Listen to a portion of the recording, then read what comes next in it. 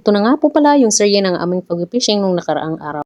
And yes, this is Saudi Pinay again na maghahatid na naman ng isang kwento sa inyo for today's video. Hindi na nga po pala bago sa amin ang mag-fishing dito tuwing sasapit ang winter dahil nakagawian na po talaga namin ito na gawin tuwing winter season. Alas 5 nga po pala ng madaling araw kami umalis dito sa aming accommodation, dala-dala yung aming mga pamingwit at ang aming mga balde na lagay ng aming isda. Kung mapapansin nyo, pag alis namin sa aming accommodation ay medyo madilim pa po yung kapaligiran, pero pagdating namin dito sa aming spot, medyo lumiwanag na po at dahan-dahan ng dinabas namin ang aming mga gamit at nagkanya-kanya na kami ng pwesto para simulan ang aming pamimingwit dito sa aming napiling lugar na aming pamimingwitan. Nga po pala, itong spot na aming pinamingwitan ay dito lang po ito sa loob ng aming resort at hindi na po namin kailangan lumabas pa para kami ay mamingwit dahil nga sobrang napakalawak ng tubig dagat dito sa aming kapaligiran. May kwento ko nga po pala sa inyo mga ka-Saudi Pinay, during pandemic ito po ay isa sa naging activity ng mga babae na dito na nagtatrabaho sa aming kumpanya dahil during pandemic wala po talagang trabaho at yes, lahat po ay nasa kwarto lamang at nagtatambay at para maibsan naman ang lungkot at syempre pagka-boring sa isa't isa, ito ay ginawang activity ng mga babae at pinayagan kami na mamingwit dito sa loob ng aming resort na kung saan kami ay nagtatrabaho. Kaya simula noong 2020 na pandemic hanggang ngayon naging isang activity na po ito ng mga babae ang mamingwit tuwing winter season. At dahil nga private resort itong aming pinagtatrabahuan, ang nakakapasok lamang dito sa aming resort ay yung mga member po namin dito at yes, hindi po sila nagpapapasok ng hindi mga member dahil nga ito po ay exclusive na resort na aking pinagtatrabahuan. At dahil sa sobrang dami ng isda dito sa aming pinamimingwitan, hindi ka po talaga maboboring sa iyong pag-stay dito at pamimingwit. Bagkus ikaw ay nalilibang at hindi mo na mamalayan ang oras na sobrang bilis pala ng paglipas kapag ikaw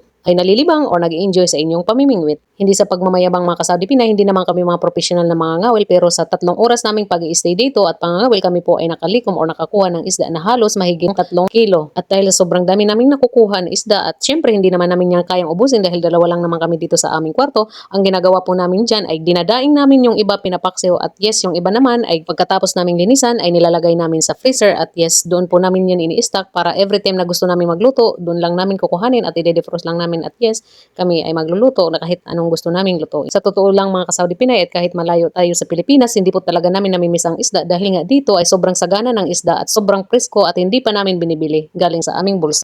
At may mga araw pa nga mga ka-Saudi Pinay na ang mga guest namin ay nagbibigay sa amin ng mga isda at yes, libre po nilang binibigay sa amin ang isda at hinahatid pa talaga sa amin doon sa restaurant para sa amin ay personal na iabot. At kung hindi naman yung mga member guest namin ang nagbibigay ng isda, ay meron din naman kaming ibang nagbibigay ng isda. Yan po ay yung mga taga-marina or nagtatrabaho sa marina. Sila po yung mga nagme-maintain ng mga speedboat at mga yate doon na nakaparada sa amin sa marina. Kaya sobrang napakaswerte po namin sa mga bagay na yan. Kaya kung ako lang sana ang mag-decision sa aking sarili, gusto ko sana na mag-stay dito at dito muna magtrabaho. Kaso nga lang, hindi na po talaga pwede dahil hindi na kaya ng aking budget ang aming sinasahod dito. Bukod sa 15% VAT dito sa Saudi Arabia at sobrang liit ng aking sinasahod, hindi na po talaga kinakaya ng aking budget na suporta sa aking pamilya ang aking sinasahod dito. Kaya kailangan na natin mag-move on at maghanap ng bagong magpagtrabahuan na medyo makaka-eksakto sa budget sa ating pamilya at syempre para sa ating sarili. Dahil nga lahat ng ating mga bilihin ay sobrang tataas na ng mga presyo kaya hindi na pwede na tayo ay mag-stay sa isang lugar at maging comfort zone na lang natin. Dahil kung tayo ay makukontento sa isang lugar at yes, hindi na po talaga kakayanin ng ating budget. Okay lang sana kung ako lang ang mag-isa at wala akong pamilya na sinusuportahan pero hindi na po talaga kakayanin ng ating budget kung tayo ay mag-stay pa dito sa ating lugar na pinagtatrabahuan. Kaya sa panahon ngayon na sobrang tataas ng mga bilihin, lalo na dyan sa Pilipinas, kailangan natin dumiskarte at maghanap ng ibang mapapagtrabahuan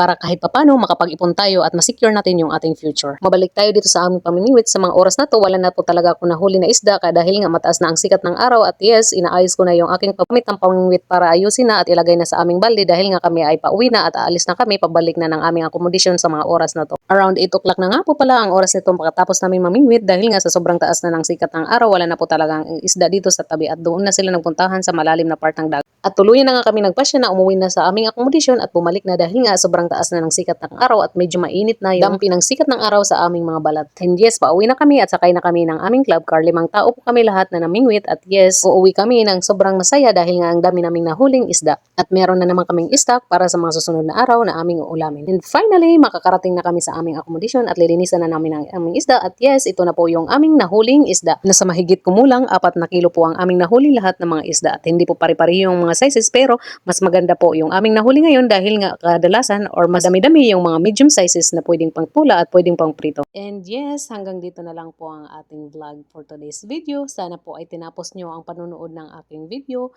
Don't forget to like, follow, and share. And Yes, i-subscribe din nyo din po yung aking YouTube channel dahil doon po ay nag-upload din ako ng ating mga vlog at para doon sa mga kabayan nating mga YouTuber, don't forget to like, follow, and share. Everybody take care. Bye-bye!